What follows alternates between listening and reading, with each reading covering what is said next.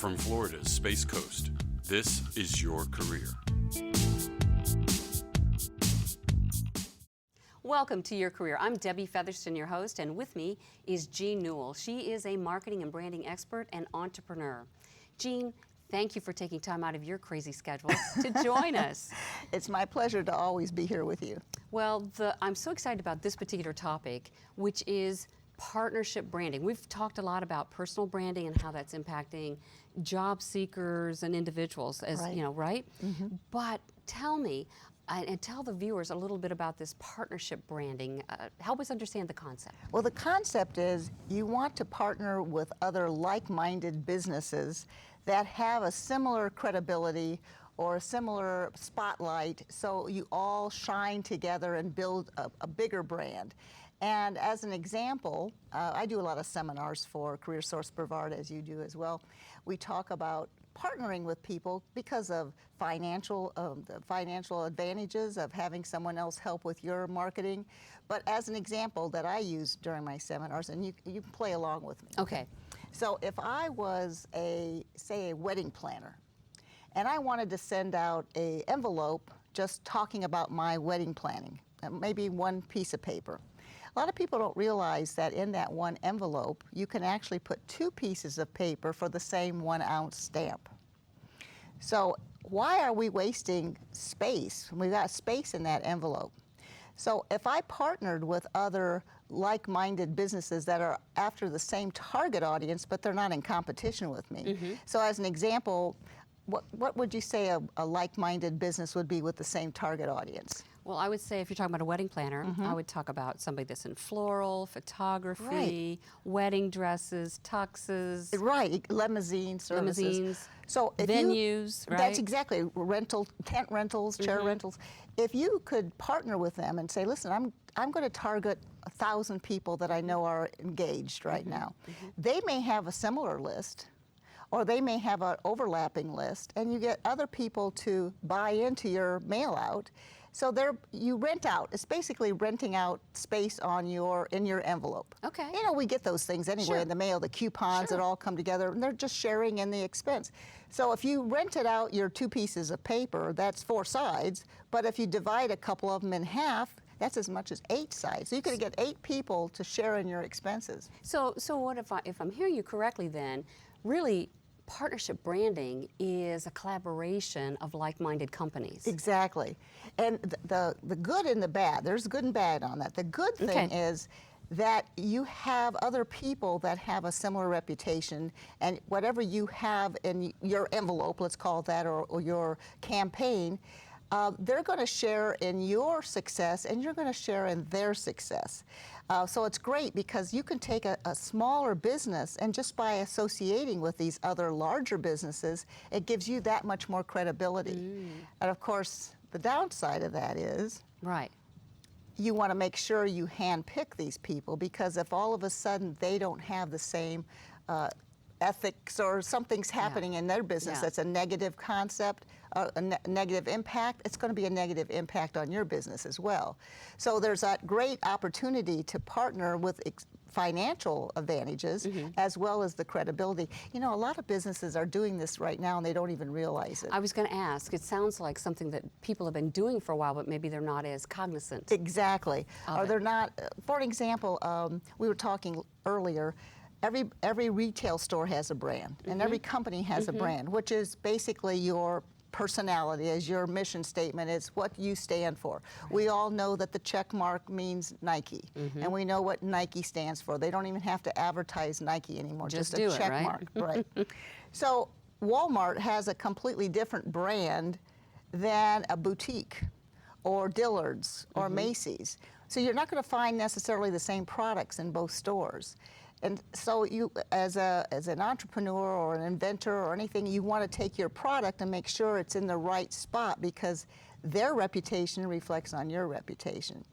And I was very fortunate that I had a product that I got on QVC, and QVC is very particular about who they bring on board because they're doing branding at the ultimate level. They're co-branding their products because QVC stands for quality, value, and convenience. So whatever your product is, it has to go through a whole process of various testing and so forth, just to make sure that you follow into their guidelines. So they're basically branding the same way. They're doing this cooperative branding. But what I'm kind of talking about is really marketing branding, where you share an expense in the media and you try to actually spotlight each other. And it creates this great empire of people that all have a joint venture, they have a great collaborative, and they're all on the same mission. So what are some of the kinds of benefits? Because we've heard the financial benefit. Right. And so let me just start with that. What are some of the benefits of this concept and really employing it intentionally? People actually want to work with someone that they like, know, and trust. Now, you can create that with a great business brand, but a lot of people put their trust in a celebrity. And that's why a lot of businesses hire multi-million-dollar celebrities to represent their brand, because they know people say, oh, if Suzanne Summers has the Thigh Master, then my legs are going to look like hers. Yeah. But that's a perfect example. Her career was not doing well. This is many years ago. And the Thigh Master was a fairly new company, but they managed to, she still had a good name recognition. And they branded her with their product, and together they made a whole new empire for that product. But it's all about that celebrity endorsement, and people are going after the celebrities, unfortunately, because most of these celebrities may or may not have had anything to do with that product. And of course, the opposite happens too, as we were talking about. There are some people who have created their own brand, and then the companies go after them for their endorsement. And a perfect example of a brand that we're wondering exactly what their talent and what their business is the Kardashians. Right. And they have built themselves up as a brand that other companies want to, partner with them for that name recognition. So the negative side of that is someone like a Tiger Woods. Now, he had multi-million-dollar endorsements, but as soon as his personal life took a turn, nobody wanted to be associated with him because, again, whatever you're reflecting reflects on your partners and your branding.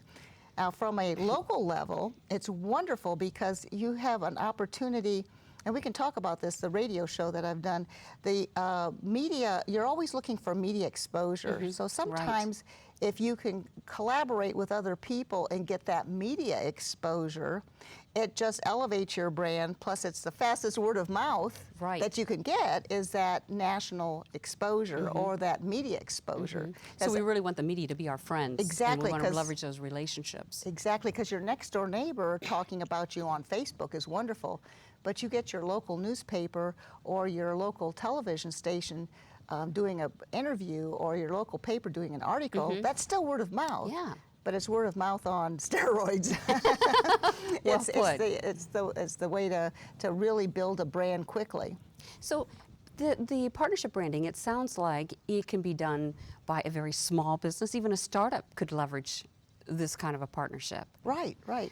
But you're saying, to your earlier example, that the retail firms are doing it, and so large companies, celebrities are being used in the partnership branding. There was something that you said that triggered a question in my head, and it's about product placement. That really, if I'm strategic in using the partnership branding, I can be more effective in getting my product placed. Exactly. So it could be business or product. I'll use the radio show that I'm doing first, and so we can talk about that because you're kind of placing a product or a service, and then we'll talk about movies as well. Okay. So what I'm doing in real estate, I had a background in real estate, and I decided to become the Barbara Corcoran of Brevard County. And I was actually doing a lot of the things Barbara Corcoran is doing now. She's on Shark Tank, if people don't know. I've invested in a lot of small startups and so forth. This is way before Shark Tank was on. And Barbara Corcoran's background was in real estate, and that's what my background was as well. But she's built her empire in real estate, but then she's moved on to helping businesses. And so my empire I'm rebuilding, because I did a business startup a few years ago with a product that we mentioned was on QVC. And now I'm forming a big team of real estate agents that can do everything for people, from title to real estate. There's a real estate lawyer. This is Waterview Realty. So I'm helping build that team. Now, what we've done is something unique. There's so many people involved in real estate transactions. There's inspectors, there's mortgage companies. And for all of my career, I've always used them in a lot of my advertising and my marketing. So if I wanted to put an ad in one of the real estate magazines, the title companies that I did a lot of business with would help pay for my advertising. But I've taken that and kind of expanded on it. We've talked about media being your friend. Right. We've started a service and informational show on WMEL, which is 1060 AM, where all of these people that need to partner together for real estate can come on as a spokesperson for their industry. Clever. So we have a mortgage person on, we have an inspector, we talk about what's involved in buying, selling, staying in your home. In fact, one of the segments is called Should I Stay or Should I Go? And it's helping people decide, if you're over 55, do I want to look at an over 55 community, or should I just fix my home up? So I say it's kind of a takeoff on the shows that are already popular, the Property Brothers, the Love It or Listed, right, the HGTV shows. Flip or Flop. Exactly. We try to give scenarios and give people options so they understand the process. So all these people that have a message, they all have the same audience, my real estate audience, the mortgage brokers, the inspectors, but they have now a media source to explain that. So we've focused the spotlight on all of these individual people, and together we formed a spotlight for the show. Oh, that's perfect, because I imagine you have contractors and stagers. Exactly. And all these other, entities, so it's a pest great way, inspectors and so forth. Exactly, and it's a great way to partner, in that way it builds everybody's brand. Now, we were talking about movies and how they did that. So again, it's a great financial advantage, but a lot of movies, especially the smaller ones, and they're trying to raise money to, for their production part. And one of the most famous ones is E.T., and that's when, I think it started way before that, but in E.T., that was how many years ago, 20-some years ago? It's okay, it's one of my favorites. What goes way back. There was a situation there where the alien was given some candy, and in the script, they had it written that it was going to be M&Ms. So they went to M&Ms and they said, would you be in the movie, and this is how much it's going to cost to put your M&Ms in the movie, and they go, no, we don't want to be in that. It always fascinates me how people turn down media, but they said no. So they went to Reese's Pieces, and Reese's Pieces was they were on the decline, and they had really bad numbers. And just by being in that movie, completely turned around that company and saved that company from bankruptcy. So just by placing that for a few minutes in a movie, but they shared in the cost of the production, but they got such great exposure, and it's all about exposure. Yeah. It's all about exposure. So it was a real huge return on that investment. Exactly. And so that's what this partnership branding is designed to do as well, is that you pull together and distribute the cost and the risk. It's right.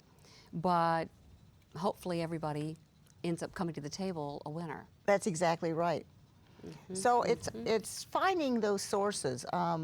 You were asking about how would you get started with that if you were a small business.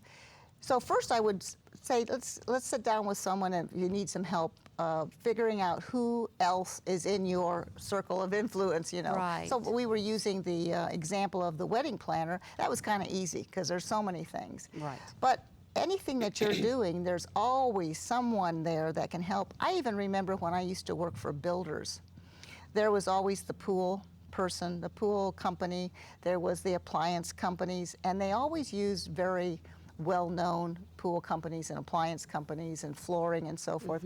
And those people would pool their marketing budget and put it into this catalog that the builder produced once a year with all his floor plans. It was a very expensive catalog, but they each got a page in there for the flooring company, for the appliance company. So they paid for this expensive catalog to be made with the floor plans in it. And again, now the builder looked like he was partnering with these well-known flooring companies and appliance companies. The appliance companies all were going to benefit from his success. So it's all about just borrowing each other's credibility. So if somebody really wants to get started, I think about a small business that I might be helping them, you know, somebody that's thinking about even just starting a business or somebody that's in an early stage of a business. One of the things that a person might be able to do here in terms of getting started was they could really take a look at who their target audience is and what are some other businesses that would have a common target market. Is that a way to think about that? Exactly.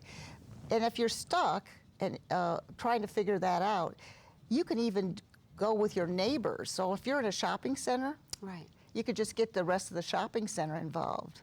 And even though they're technically not involved with your business, the fact that you're all sharing the same location, you could do all kinds of things. You could do target mail-outs, you could do some kind of a weekend outdoor, you know, carnivals and things where everybody pulls together to market that shopping center. So there's no reason why you can't figure out a way to partner with someone. Right, absolutely. I love this concept. This is great. And I don't think a lot of businesses, as you say, are very strategic or intentional in using this as a strategy to grow their business, increase their visibility, which is so important. And you know, we all need marketing and visibility. So this is an awesome way to be able to stretch those dollars and increase the likelihood of their success.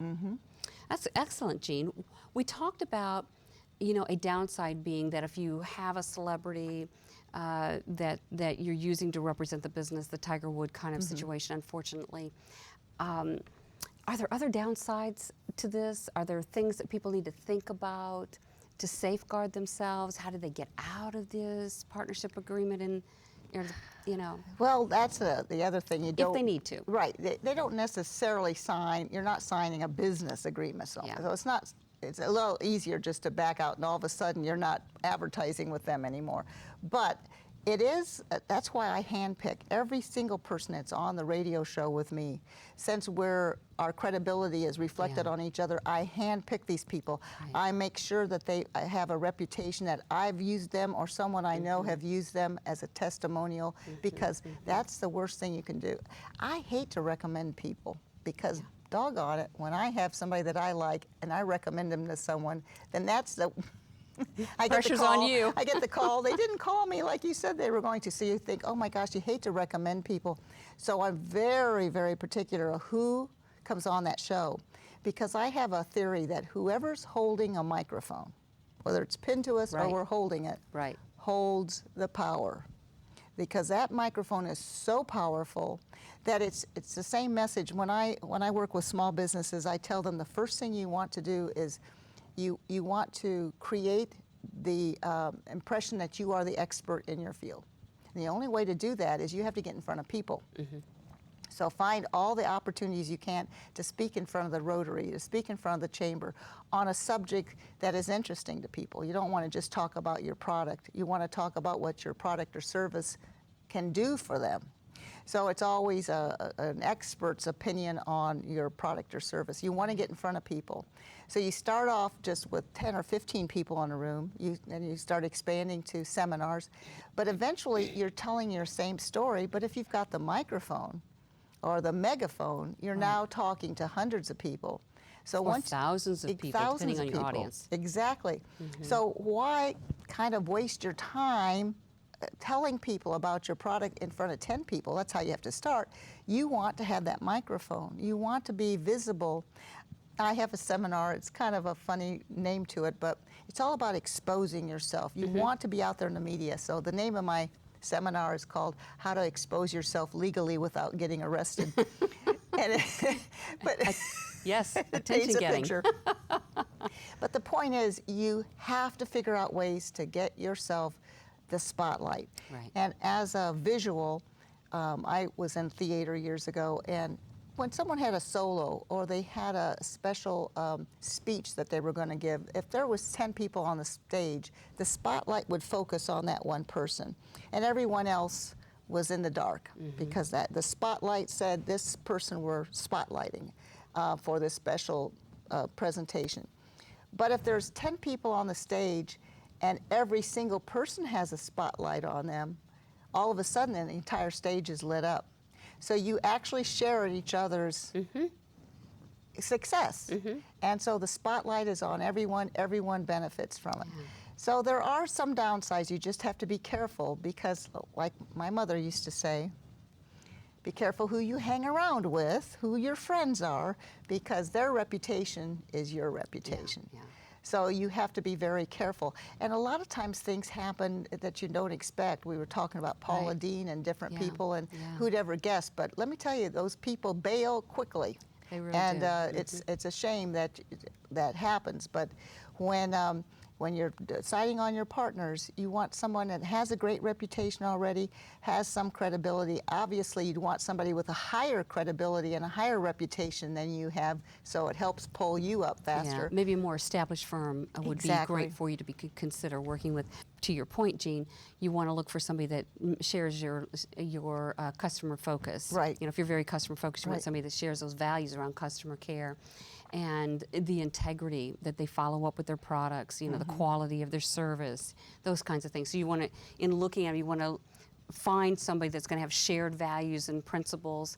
And I do have like a little credibility checklist. Yes. That one of the things to come on, to be part of the partnership with my radio show, you have to be a member of an organization such as the Chamber of Commerce or the Home Builders Association, something that you know that they're involved in the community, they're involved in their own industry, but they also have to have a recommendation from someone else that is part of the group. Good. So we kind of call it a team or membership team, because we're all, again, we're all reflecting on each other. So it's very important that we have some people that share the same likes, the same integrity. And Dave Ramsey, I like to follow him. He's the #3 talk show in the nation. He always says, and all of the people that he recommends the same way, the heart of a teacher. And that's where we're coming from. We want to make sure that the people, that's our theme as well. We want the service-oriented, the informational, the teacher format, because it's so powerful to be able to be in front of the media. And people do take note. If they hear something on the radio, or they see it on TV, or they read it in a paper, that gives such credibility that we want to make sure we are standing behind that information. Jean, if we've got about 3 or 4 minutes left, and I want to make certain that viewers know how to get a hold of you. Sure. What's the best way for them to reach you, whether they're interested in you coming in and helping them to learn more about the partnership branding, or it's to get onto your, become part of your network for the real estate venture. Radio. Gosh, we got a lot of things. Yes, you do. They can go to JeanNewell.com, and that's JeanNewell.com, and there's a whole wheel of things you can pick from: real estate, radio, anything, and they can get that information. Well, you have just a phenomenal background. I'm curious, in the few minutes that we have left, are there any other tips or pointers or issues that you think people really need to be mindful of these as they're forging ahead and considering or putting together a partnership branding relationship? Well, I would first find those people that are already trying to get in the news, and you see them all the time being quoted. Okay. And I notice a lot of people will say to me, gosh, I have a great business, but I see my competitor always being quoted.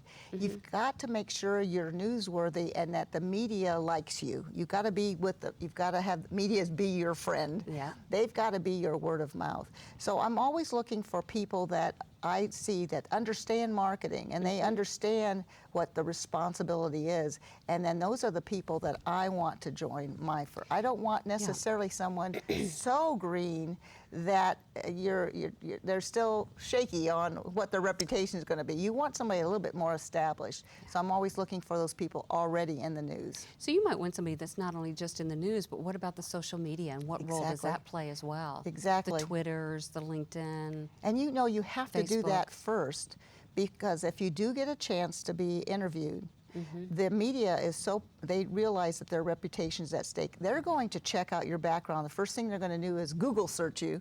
And if you don't have anything on social media that says, yes, I am that expert that I claim to be, they're not going to interview you as the experts because their reputation is on the line as well. Interesting. So you have to have that paper trail.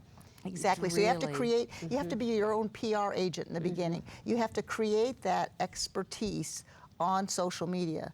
So you have to have the blogs, the website, and everything that says, yes, this is who I am. Because once people start, that's kind of social media, and that's why they call it social media. You want traditional media to be able to have you on television shows and radio and so forth. So you have to have a really strong personal brand and reputation. Exactly. You know, so however, through whatever media that is, virtually or social media, print, whatever it can be, the more the merrier, it sounds like. Exactly. Radio, definitely a huge benefit. A lot of people don't realize that radio is still very popular because it's the only thing we can still legally listen to in the car. Well, there you go. There you go. Well, Jean, you have been a wealth of information. I know viewers are probably greatly appreciative of this information. And now you can go out, viewers, and be more intentional in using partnership branding. Jean Newell, thank you again for your time and the information today. It's a pleasure being here, as usual. And let me, on behalf of my guest and everyone here on the set of Your Career, let me say thank you for watching, and remember, be career happy. More information about this program is available online at millermediagroup.org.